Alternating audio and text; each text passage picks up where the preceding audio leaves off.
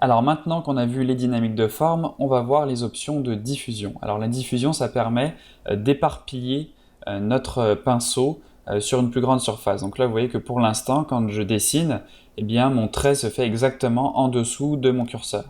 Si je veux introduire un peu de dispersion, vous voyez que ici, en augmentant la diffusion, eh bien, ça me permet, quand je peins, d'avoir des formes qui se créent en fait un peu en dehors de mon curseur. Donc ça peut être bien pour faire encore une fois des éléments assez aléatoires.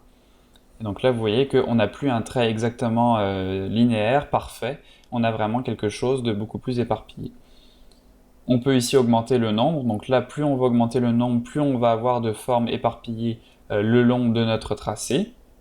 Et la variation. Donc là, en augmentant la variation, et par exemple en mettant la pression de la plume, on va se retrouver avec quelque chose d'encore plus différent. Donc là, ça va permettre d'avoir quelque chose de encore plus aléatoire, puisque avec une variation à 80%, eh bien, des fois, on va avoir des points, comme vous voyez ici, qui vont être beaucoup plus loin en fait de mon tracé d'origine, et d'autres fois des points qui vont se retrouver beaucoup plus rapprochés.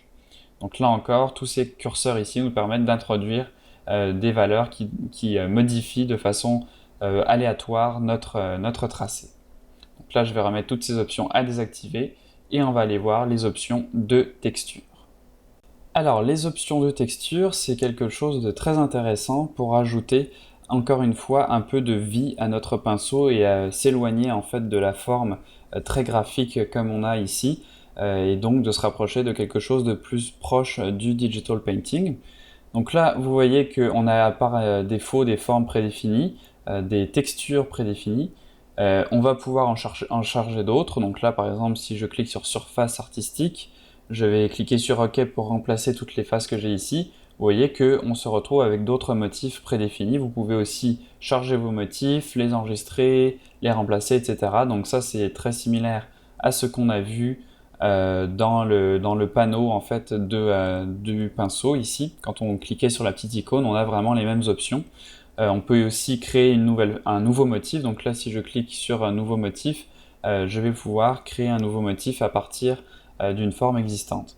Moi, je vais ici réinitialiser les motifs et on va rester avec par exemple les feuilles ici. Donc là, ça se voit pas très bien, mais si je fais grande vignette, vous voyez qu'ici on a une texture qui ressemble un peu à des feuilles. Donc moi, je vais vous montrer avec cet exemple ici.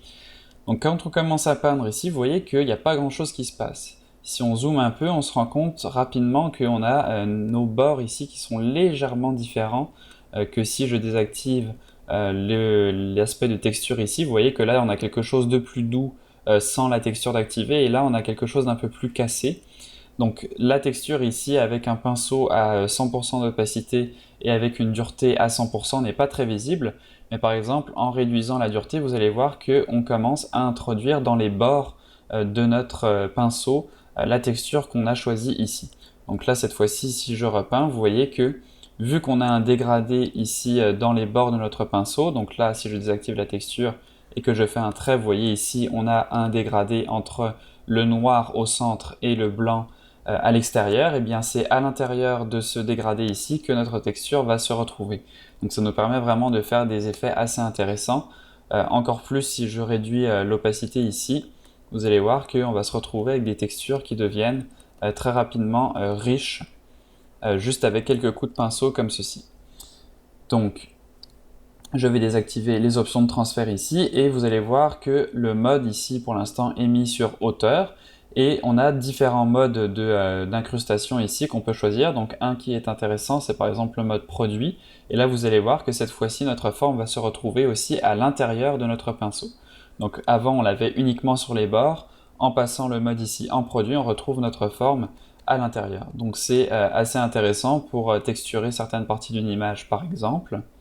Et donc le reste des options sont assez évidentes. Donc on a par exemple l'échelle de la texture. Donc on voit directement dans l'aperçu ici ce que ça donne. On peut changer la luminosité, le contraste, donc pour avoir une texture plus ou moins qui affecte en fait plus ou moins notre pinceau. Donc là vous voyez ce que ça donne. On peut aussi changer donc la profondeur, donc qui agit un peu comme l'opacité et la variation de profondeur. Donc là encore un curseur de 0 à 100 avec la possibilité d'activer par exemple la pression de la plume, pardon, ce qui nous permet donc d'avoir, vous voyez, une profondeur différente, donc l'effet en fait qui est visible plus à certains endroits que d'autres. Donc tous ces paramètres ici, vous pouvez jouer avec pour obtenir vraiment l'effet que vous désirez. Ensuite, on va voir ici l'option de forme double. Donc ça permet tout simplement d'avoir deux formes à l'intérieur d'un même pinceau. Donc si je clique ici, pour l'activer et que je vais par exemple sélectionner une forme assez caractéristique, donc comme la feuille ou l'herbe ici, et que je clique, vous voyez que cette fois-ci, j'ai vraiment les deux formes qui sont mélangées l'une à l'autre. Donc par défaut, ici, j'ai mon pinceau avec un bord flou. Si je clique ici, eh bien, je retrouve mon pinceau à bord flou avec ma feuille à l'intérieur. Là encore, on a différentes options, donc comme par exemple la diffusion, le nombre qu'on veut créer en fait à chaque coup de pinceau, la taille, le pas, etc. Donc voilà pour les formes doubles. Donc là, ça permet vraiment, vous voyez, de mixer les formes les unes avec les autres. Donc ça peut être encore une fois intéressant pour créer certains effets.